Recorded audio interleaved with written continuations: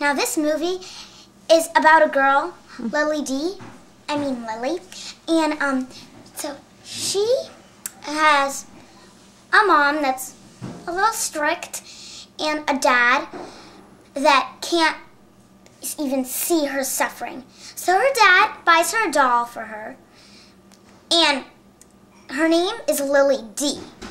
That doll is exactly like her, even her same size. And that doll, she's a bad girl.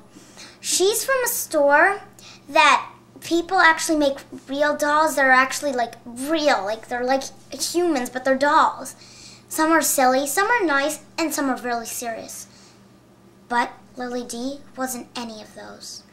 She was a bad girl. She never wanted to be a doll. And she wanted to be a human. So, she is a little bit freaky, but she's addicting.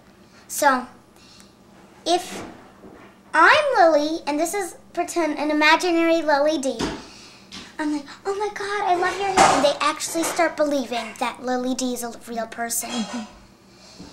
And then, Lily D can actually move. Remember, like I told you in the beginning of the story, that some are silly, they can still move because they can't be silly and they can't move at all, like steady. So they're like magical dolls. And so, once when all her family members were like going to the kitchen and Lily was staying like right here, like on the kitchen table, Lily D was sitting there too because her mom took it away. Because, you know why? Because, because Lily D can move. And there was a computer there too.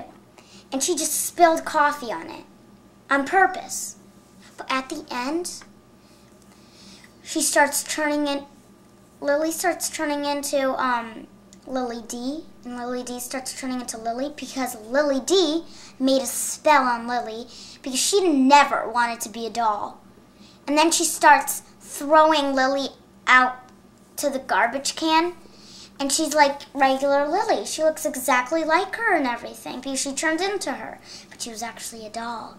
And how they found out that that was actually Lily was because she had a birthmark behind her.